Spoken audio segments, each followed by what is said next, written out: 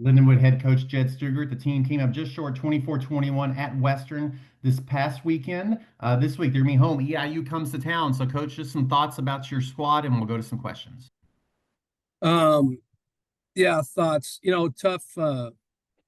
This was a tough loss to get over a little bit. Just kind of how it went down.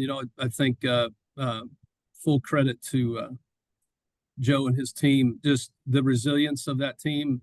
We got up quick. Had a chance to really kind of stay in control of that game. And the long and short of it is we presented way too many opportunities for them to stay in this game. I say we. I mean, I think as a head coach, we spend a lot of time evaluating what the kids did and what they didn't do right and all these types of things. But we had a really bad special teams day. That's just the reality.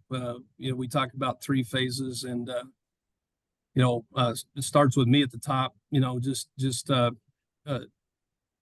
mistakes made in special teams really kept them in the football game, and a lot of those things were self-inflicted, and it just can't happen.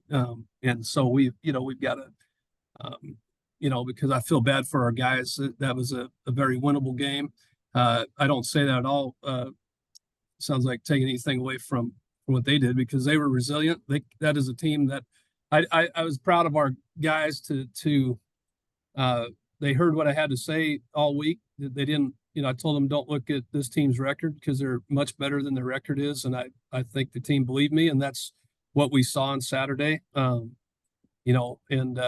Like I said, offense, defense did what they needed to do to win, and special teams did what we needed to do to lose. And that's just the sad part of it. So, the hard part is now, we're, our team was pretty bummed out, obviously, the way that kind of ended and how it ended. You feel like it kind of slipped away quickly, and those are hard ones to get over. Sometimes just a butt whooping is just, okay, you know what it is, you go back to work. But these are harder to get over. And, I think the reality is we can't let this this team beat us twice. I think and so loved our resiliency of our team yesterday in meetings and in the weight room. And, I think they're ready to get ready for another good football team we're in the same boat. Both of us are very hungry, eager, want to kind of finish off the year well.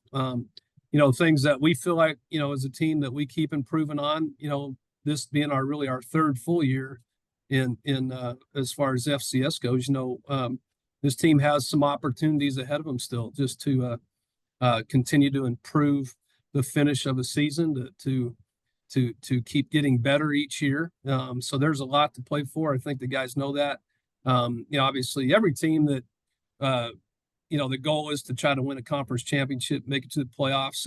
And now the next battle for a coaching staff is to keep guys on that, on a trajectory to keep improving. So I'm excited to get to work today at practice and prepare for a good football team coming in here at our place that is going to be highly motivated to play us. And I think our guys know that.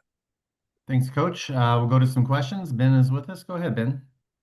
Hi, Coach.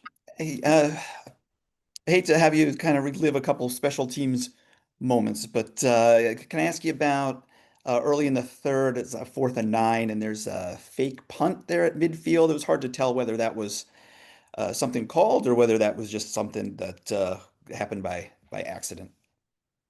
I wish I could answer that because I didn't know either. It's one of those things that's, like I said, we probably put AJ in a tough position there. Really wasn't.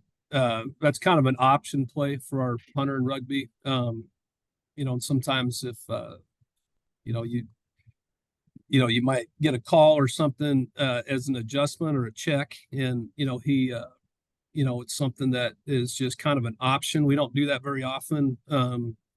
And so, that's one of the plays that, can be frustrating to look back on. Now, I was really proud of our defense.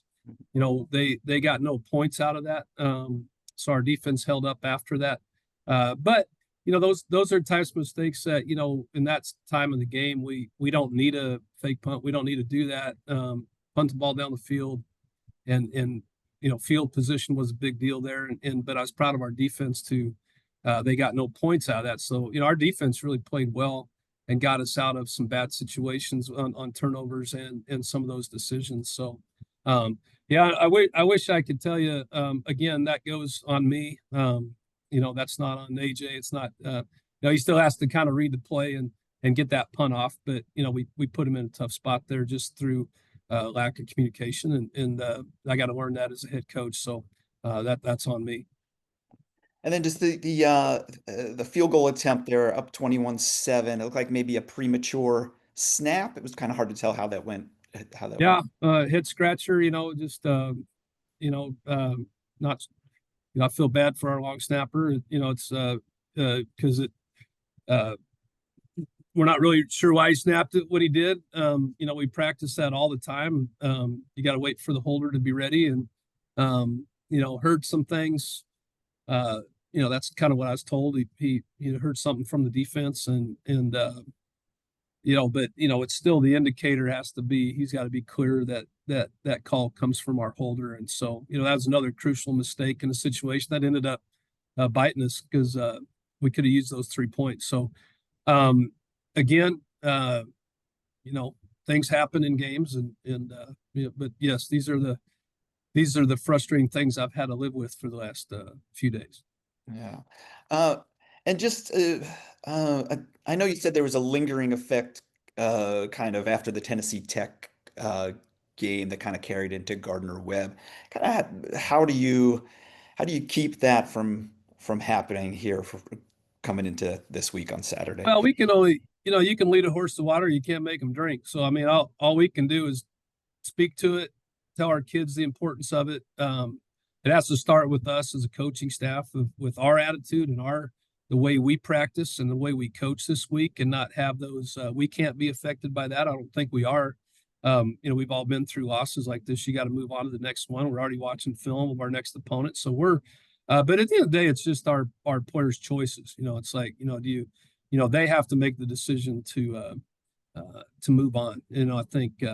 They were able to do that after Gardner-Webb going into Tennessee Tech, and we played a pretty good 3-phase football game. So, I think, again, I liked our spirits yesterday in the weight room and in team meetings, and they had they had their personalities back yesterday, and, I think they're excited to play back at home again. And, this is kind of another rival. I know SEMO's our trophy game that we play for, but obviously Chris and I, it's been fun. We've always talked about this being a good rival game too. They're just down the road a little bit, so we're up the road a little bit, so it's a fun opportunity. But it really, we have the same concerns, Ben, as a coaching staff, but kids have to make the choice. You can't make them make decisions in their brain. So we can speak to it. We can try to highlight the consequences if you don't do that, and then you can learn from the past, and that's what we spoke to. And I think our guys will bounce back well this week. Great, thanks, Coach. Coach, Eastern's defense limited Tennessee Tech to its fewest points, and it was 14-3 in the fourth quarter. Just what did you see from their latest efforts? I see what I always see when I watch Eastern play. I mean, they're just really well coached and they play hard. I think they might have. I don't dig into too much, but they probably played Tennessee Tech better than anybody has. I was really impressed with what I've seen and how they played them, which means, they're playing for something. And, and I think, hopefully our kids see that, because we're not in a position to ever judge anybody else by looking at a record, because we look at our record. It's like, we have stuff we have to prove to ourselves. There's things. So we're, if we're not humble about, because there's nothing to not be humble about. This is a legit football team coming in here. They do really well. Their defense is playing really well. And they're playing a couple quarterbacks at different times.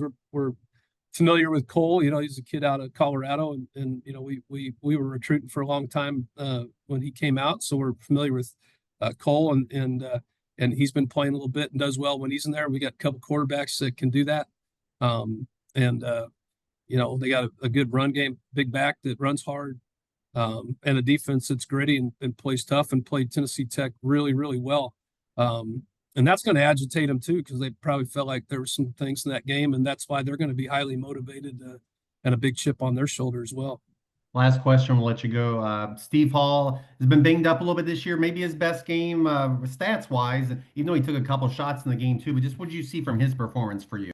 Yeah, he is resilient. He just it seems like every game there's a, he gets that, just that re hit on that ankle or twist on the ankle that kind of inflames it again. That kind of happened to him, but man, he's been pushing through that. So he actually finished the game and was feeling really good afterwards. I think it just was kind of I think he just more got hit, and he got hit in the calf. Basically, it looked a little bit more like a bad Charlie horse kind of in the area more than his ankle. So he'll be full go this week. He feels yesterday he said his ankle felt great. So, but just what he's been pushing through, both him and Jared, he's just one of your more consistent, hardworking players that always is a threat when he gets his hand on the ball. So I've been proud of him and his toughness of how he's played this year. Well, Coach, appreciate your time as always. Best of luck this weekend, and we'll talk to you again next week. All right. Thanks, guys.